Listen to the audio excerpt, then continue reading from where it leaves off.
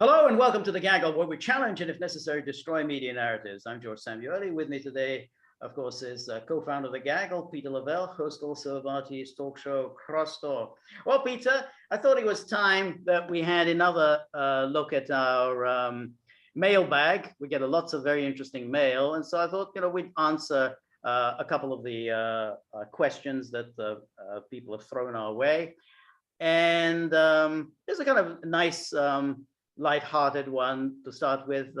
It's from Quantum Rome, and he asks, when you switched locations, did your everyday habits change as well? For example, could you describe your favorite dishes 20 years ago and now? Do you eat local, or do you still prefer English American breakfast, for example? If so, are there places near your home where you can get those things? All right, Peter, you're a food connoisseur, so what do you think? Well, I mean, one of the things I think, George, and I told you this before we started the Gaggle.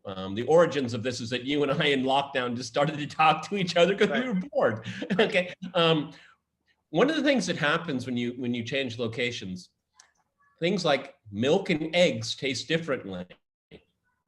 And now I don't remember what it used to taste like in the US because I'm so used to it.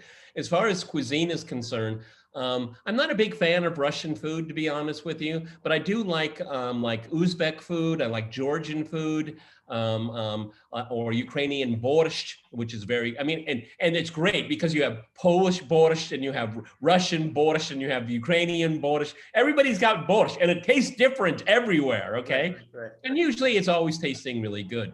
But my eating habits pretty much stay the same. I mean, what has happened here is that with cuisine in Moscow over particularly the last 20 years, has become so international. So you can find an English breakfast if you want, and you can go to an Italian restaurant where there are Italian chefs. Okay, so the quality of the cuisine is really gone up immensely, and so are the prices as well.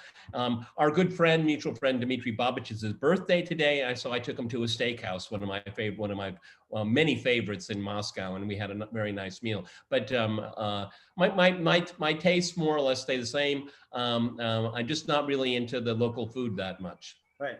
I have to say, this is true of me as well, that I kind of grew up on Hungarian food. I mean, that's what my mother used to prepare. So I kind of been eating it all my life. I'm not a bad cook. But I have a limited repertoire, and so my limited repertoire includes various Hungarian dishes. Goulash? Yeah, goulash. Yeah, goulash, paprikash chirke, which is chicken paprika. So this is the kind of thing that I've eaten all my life, and I continue to eat it. One thing that is true, that the kinds of things that I was able to do when I was younger, I'm not able to do, like those big English breakfasts. I used to love those big English breakfasts. I wouldn't be able to do that anymore. Those bacon and eggs and sausages and tomatoes and baked beans and all that stuff.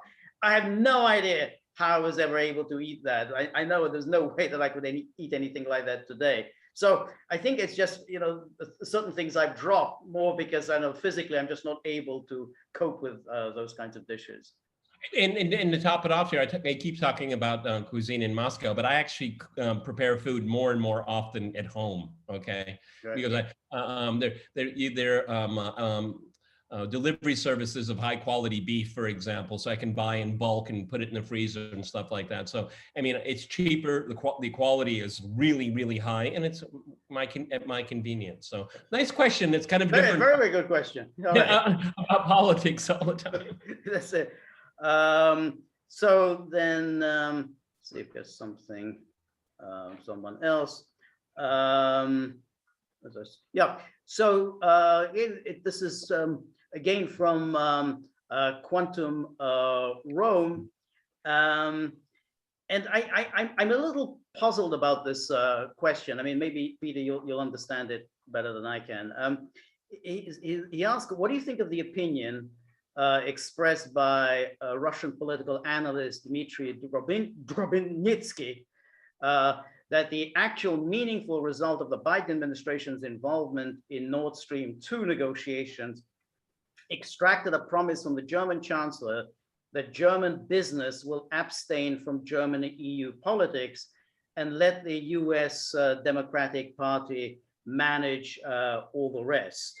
And he quotes from this analyst, that the Biden administration allowed German businesses to own the main gas distribution hub of the old world of the 21st century in exchange for the fact that this business, which is always reliably covered by Frau Merkel and her associates, will no longer participate in German and EU politics. External management will be carried out from Washington and not the State Department or the White House, but the US Democratic Party, perhaps through the structures of the Green Party. And I think there was another one, which maybe we'll talk about this, also a question from Quantum Rome, and then maybe we can combine these two questions. And then he's asked here, some of the Russian commentators speculate that Biden administration has unloaded Ukraine's management onto Germany. What do you think about this? And then he quotes, Biden killed two birds with one stone. This is an article from the Saker website. Biden killed two birds with one stone. The US finally got rid of the Ukrainian, quote, suitcase without the handle, unquote, successfully forcing it onto Germany. Now it is time for Merkel's successors to think how to sell Ukraine back to Russia, even if with added financial compensation. We have to give the honor where honor is due. The Americans never discard anything and manage to get their pennies for the most useless and unattractive product. All right, so what do you think about all that, Peter? I mean, is any of that? Well, that's a lot to unpack. Yeah. It seems to me to maybe kind of, I have a kind of a very straightforward way of looking at it, is that the Biden administration, like the Trump administration, were not happy with Nord Stream. But at the end of the day, the Biden people decided, why do we need to piss off the Russians and the Germans at the same time? And this demand that Russia extend its contracts with Ukraine into the future. Well, I mean, that's just, who cares? Okay. I mean, that went in one ear and out the other.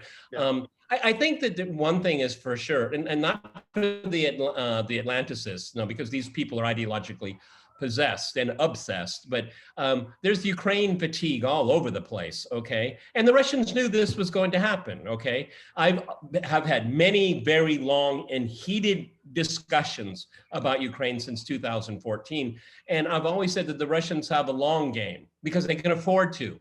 What's the saying? You have all the clocks, but we have all the time, right. Okay? And I think that the Germans grossly miscalculated when it came to Ukraine. Grossly. They got nothing out of it at all. Okay. Right. So, and German industrialists, I mean, Russia is one of their pearls. Okay. I mean, every, with the exception of last year, I always go up to the St. Petersburg International Economic Forum. What's the majority foreign delegation? German. Okay. And they're keen on Russia, big time. Right. Even after all the stuff that we've gone through here, right. The Biden administration, the Democratic Party calling the shots when it comes to German business influence, political influence in Europe. I don't get that. I don't. But I think I generally agree with that the Americans somehow needed a face-saving formula, and they worked it out with the Germans so that, okay, we'll agree to end our objections to Nord Stream 2, but in return, you have to make sure that Ukraine continues to be used as a transit country for natural gas. And the Germans said, yeah, we'll do that. And what about green energy? Yeah, we'll invest some $1 billion in green energy. But in reality, Germany has absolutely no means of ensuring that Ukraine is used as a transit country for natural gas. How are the Germans going to force the Russians to do this? And the Russians have been very explicit. They've said, we'll use Ukraine if it's commercially viable. If we can figure out some way in which we can make money. There are consumers in Europe that would be helped by this natural gas pipeline across Ukraine. Sure, we'll do it. But we're not just going to commit ourselves. Oh no, we're going to continue to transmit natural gas across Ukraine, irrespective of whether there's any commercial interest in it. So there's just nothing that the Germans can actually do to compel the Russians. So it's a face-saving formula that the Biden administration engaged in, and then everyone can say, well, we looked after Ukraine, so we're maintaining our interests. So yeah, but I agree with you. I don't quite see that there's a Democratic Party involvement in internal German politics. Just take this on board. 2 weeks ago, 2.5 weeks ago, there was a panic in the European energy markets, particularly when it comes to natural gas. You have to remember that Germany has phased out all of its coal. And so there looked to be projecting towards winter that there were going to be shortages and the prices going up. Well, lo and behold, George, before the whole Kabul airport story started, the Russians said that they estimate they're going to be able to export much more gas on the pipeline than they expected once it's open. Right. And you know what happened, George? The prices went down. Okay, right. Perfect. Okay. Right. So I think all of this deal making is all a facade. I think it was just a front. Okay, and Germany didn't sign an agreement to interstate treaty. It's like, yeah, we'll help them out. Yeah, okay. Yeah, your flight's in what, 20 minutes? Okay. That's right, exactly. And then we'll shell out $1 billion for green energy, whatever nonsense, as if we're gonna help the Ukrainians, transition. We'll see how much of that 1 billion Ukraine actually gets. So I think it was just a way of basically, as you say, there's a kind of buyer's remorse about Ukraine, but everyone's now on board, and so it's now become this. Europe is still, we're going to help out Ukraine. Ukraine is really essentially part of the EU, which is the de facto EU, de facto NATO, a great ally. But in reality, they're not going to do anything about it. We know they aren't going to go to war with Russia, and Germany in particular, they have serious commercial interests with the Russians, and they're not going to destroy those interests. Okay, we'll end this question on this one. Folks, it's been 7 years since Maidan, 7 years. The European Union, the IMF, World Bank, everybody, you gotta reform your economy. You've got to get rid of these oligarchs. You have to push them out of the economy. What's happened, George? Nothing. Nothing. That's right. And so they for a lot of Europeans that maybe have had goodwill or because of the biased media, we're willing to help, but you have to do this, and this. They've done none. Virtually none. Okay. Right. That's right. Absolutely right. Yeah. Okay. So the next question, again, let's go to somebody else. This is Leafy Bug, and he actually is directed to me. He says, George, in the last Q&A, you mentioned something about the George Soros crowd in Hungary. Who are these people? Are they inner city educated, high income earning elites? Are there many of them? How influential are they in Hungarian politics and society? How does Soros manage them in a secret lair deep inside the Earth's core? Soros, as we've discussed before on the Gaggle, Soros, knows that it's actually very cheap to buy people. You don't have to spend. If you buy, a helicopter gunship, those things cost money. Missiles cost money. Aircraft carriers cost money, but people are relatively cheap. So you can, on a relatively limited budget, you can actually buy an awful lot of people through, grants, foundations. You help this academic in his research, or that academic in his research, fund this book project, fund this NGO. So you can exert a lot of influence for a relatively small amount of money. So Soros doesn't actually throw that much money around relative, to how much he actually owns, but he does exert a lot of influence. And there's no question that when you're in Budapest, by and large, most people here are very hostile to Orban. They don't like Orban, and many of the people who are doing quite nicely through nice cushy jobs. They work for various NGOs. They do exert quite a lot of influence, and in particular, a lot of internet sites, all of which are very anti-Orban. So, the long story short, next year's election will be quite a ferocious tussle, because not only will the US government, the European Union governments pour an awful lot of money into Hungary to get Orban out, but Soros and his minions are also going to be very, very active. So there's a lot of money that's going to pour in. I mean, Orban said, we are aware of what's coming next year, because Tucker Carlson said, I mean, are you aware of what's going to come next year? So, yeah, and we've made proper preparations. We'll see whether he has. I mean, because it's going to be a major undertaking. But I think that's how I think Soros exerts his influence.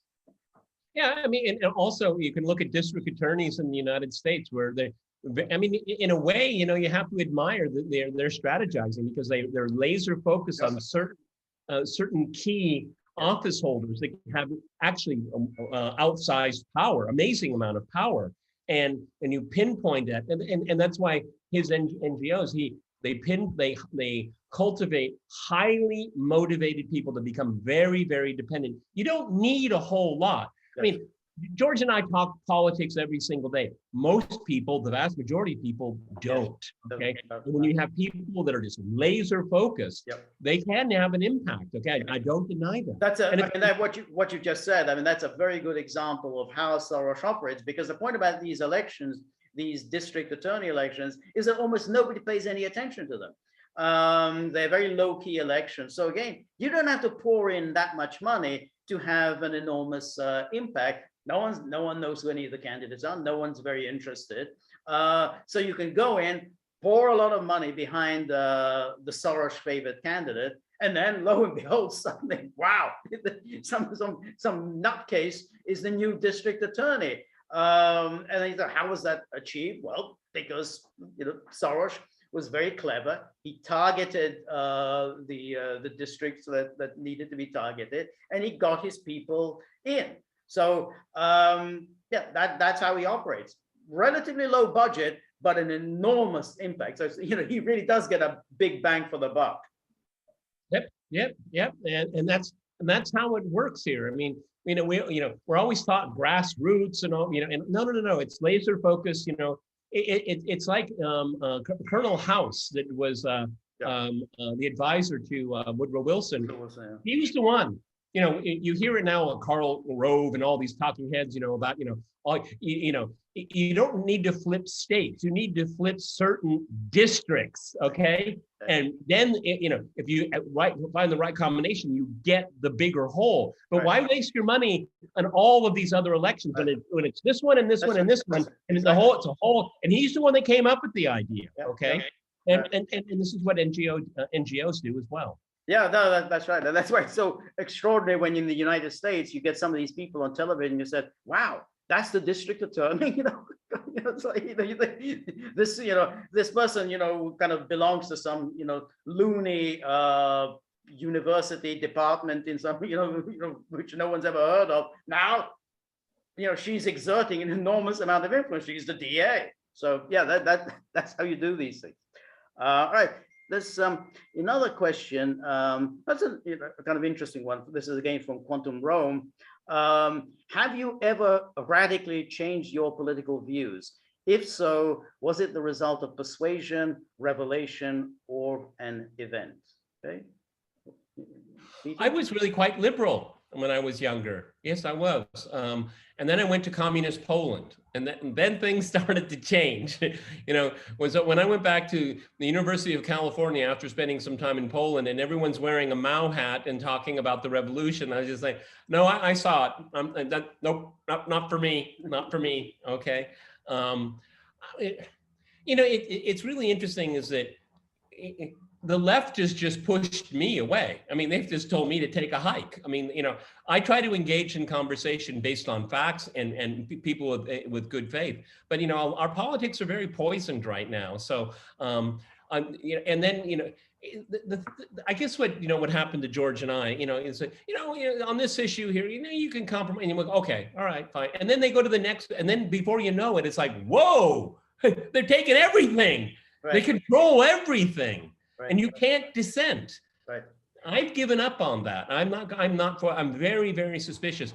I always tell people, big ideas are very dangerous. I'm sorry, okay? Right. No, because the left always has, this big idea will solve all our problems. No, it won't. It has never been done before. Oh, and it never will be done. Oh, I think that's the point about big ideas is actually very good, because any bloody fool can come up with a big idea and then fall flat on your face. I mean, in a way like the Soviets. Okay, we'll just remake society. We'll just throw everything out of the window, and then we'll just start history all over again.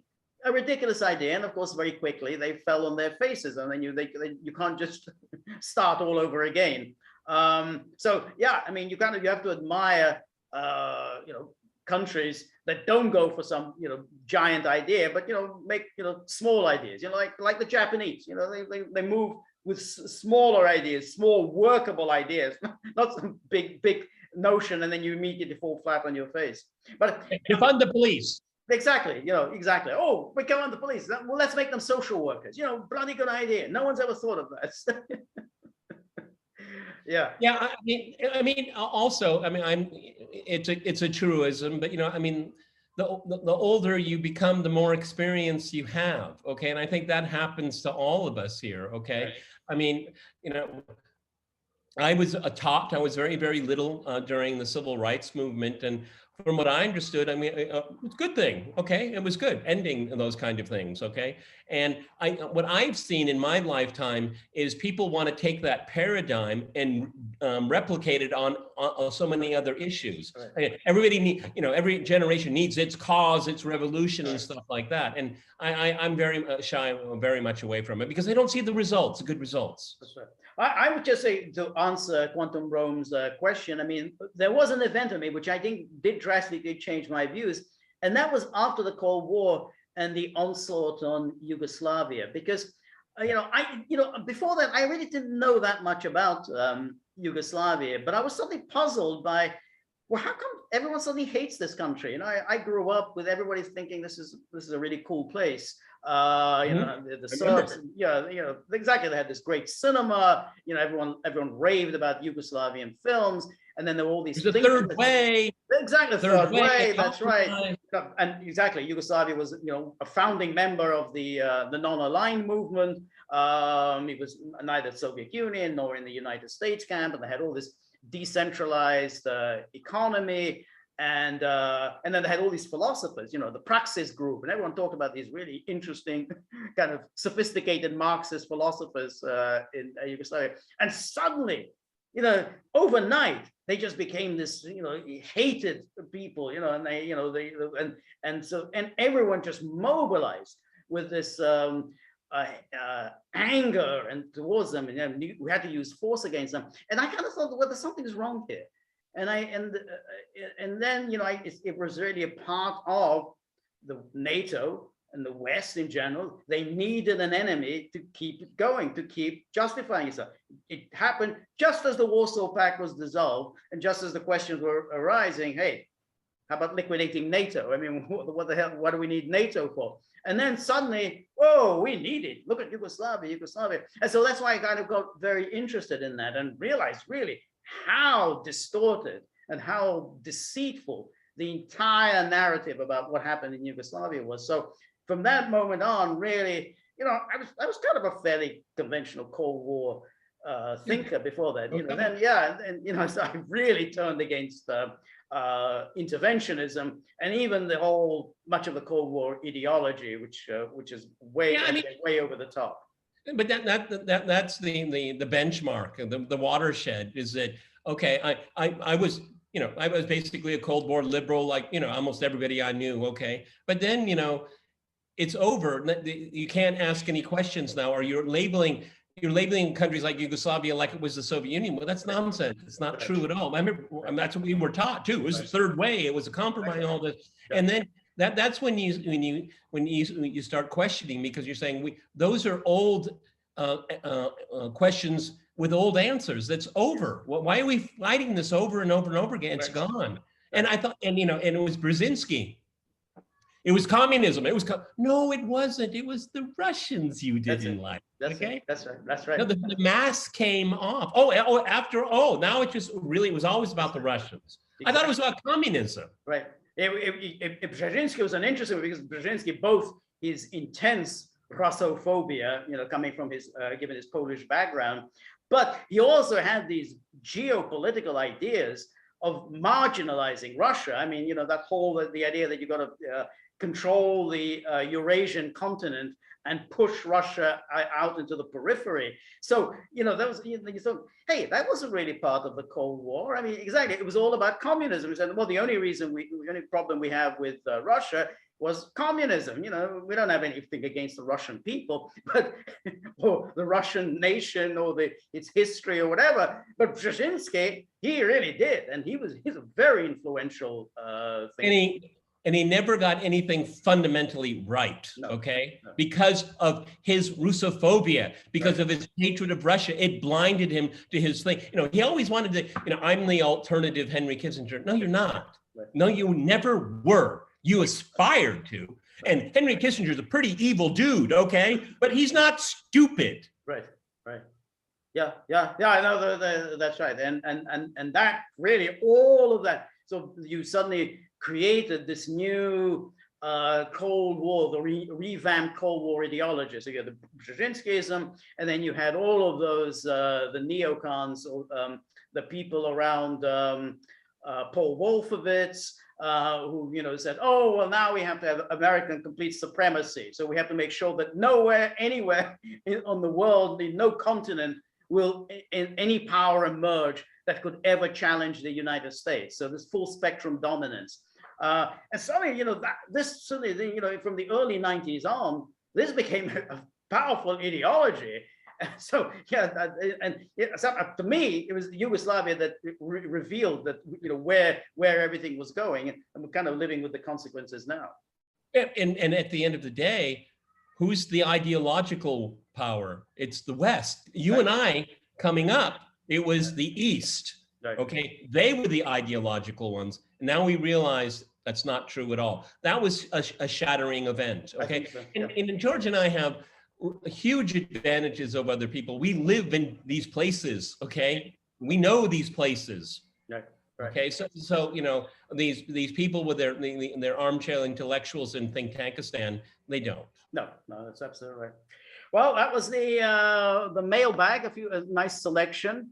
Very good questions, always very stimulating. Please keep writing, keep asking us questions. We love answering them, and you can tell we like doing it. Exactly, and we love engaging in this dialogue with fellow Gagglers. So we learn from you. I hope you learn something from us. So we really enjoy it. So please keep writing, making your suggestions and comments, questions. We love hearing from you. And we're on local, so go to the gaggle.locals.com. We just did a Q&A. I think it's our third or fourth one. Yep. George is doing live streaming. Thursday, we're going to send out before Thursday, we're going to send out a notice that we're going to do a super chat on YouTube. They let us back. Maybe it'll be the last time. Okay. Kicked out as soon as we're in. Yeah. We have the hey, ask us a question and take a picture and say, I was the last one that got to talk. Could be of historic value. Okay. What else do we have here? Okay, and George is doing some live streaming, and of course, last but not least, very important is the tip jar. We need a little bit of help to keep this going. We try to do 2 videos a day, sometimes 3. We enjoy doing it. We know that you enjoy it, but a little bit of support, monetarily speaking, that tip jar does have significance. Exactly, it never comes amiss. We're very grateful for all of your help and support. But the more you can assist us, the better the product will be, and we'd be immensely grateful. So that's right, because the Gaggle one day I can take you out for brunch. Exactly. And remember, if you like the Gaggle, please like, share, and subscribe. See you soon. Bye.